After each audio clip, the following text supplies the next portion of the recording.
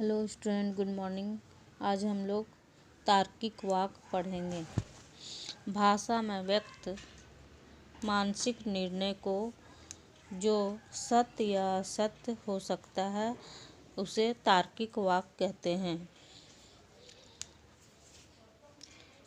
A proposition is a mental judgment expressed in language which is either true or false।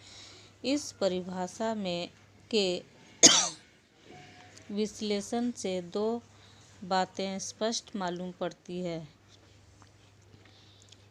ये तार्किक वाक्य मानसिक निर्णय पर निर्भर करता है।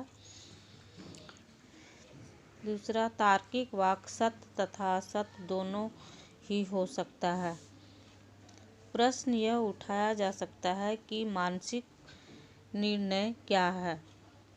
मानसिक प्रदेश में अव्यवस्थित अनेक प्रत्ययों में से किन्हीं दो के बीच भावात्मक या अभावात्मक रीति से संबंध स्थापित करने की क्रिया को मानसिक निर्णय कहते हैं। जैसे किताब काली है। यहाँ किताब और काली दो प्रत्यय के बीच भावात्मक रीति से संबंध स्थापित किया गया है। इसी प्रकार विद्यार्थी तेज नहीं है। यहाँ विद्यार्थी और तेज में अभावात्मक रीति से संबंध स्थापित किया गया है। तार्किक वाक्य को सत्य या असत्य होना ही चाहिए। जिसके संबंध में सत्य या असत्य का प्रश्न न हो उसे वहाँ तार्किक वाक्य नहीं हो सकता है। जैसे आपका नाम क्या है। इस वाक्य को तार्किक वाक्य नहीं कहा जाएगा। जब हम तार्किक वाक्य पर विश्लेषणात्मक दृष्टि से विचार करते हैं तो इसके 3 अंग परिलक्षित होते हैं। पहला उद्देश्य, दूसरा विधेय, तीसरा संयोजक। जैसे मोहन इज इंटेलिजेंट। मोहन हो गया सब्जेक्ट, इज हो गया कपुला और इंटेलिजेंट हो गया सब्जेक्ट। संयोजक के स्वरूप पर विभिन्न तार्किक द्वारा विभिन्न विचार दिए हैं जो निम्नलिखित है। पहला काल के दृष्टिकोण से, दूसरा गुण के दृष्टिकोण से, तीसरा विधि चिन्ह के दृष्टिकोण से, चौथा सत्ता के दृष्टिकोण से। अब हम लोग बारी बारी से देखेंगे। काल के दृष्टिकोण से प्रोफेसर मिल महोदय का कहना है कि संयोजक भूत, वर्तमान तथा भविष्य तीनों कालों में हो सकता है क्योंकि हमारी अनुभूतियाँ तीनों कालों से संबंधित रहती है।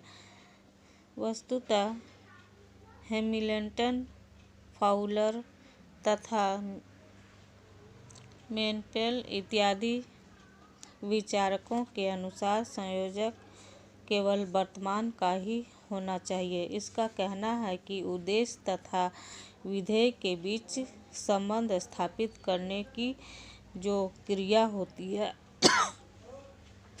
वह हमेशा वर्तमान काल में ही होती है।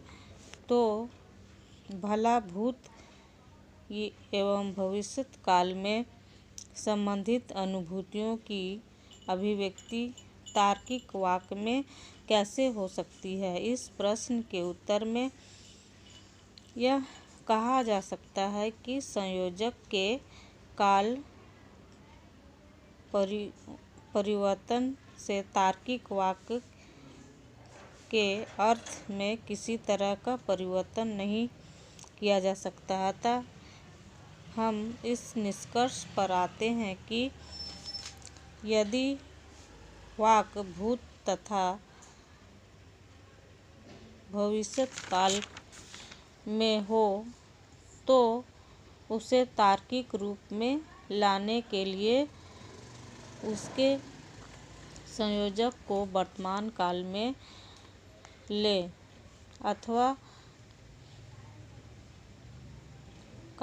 ले आना चाहिए। उसके संयोजक को वर्तमान काल में ले आना चाहिए और ऐसा करने से इस बात का हमेशा ध्यान रखना चाहिए कि भूत अथवा भविष्य के व्यक्त करने पर पद को वाक्य के विधेय के स्थान पर ले आना चाहिए।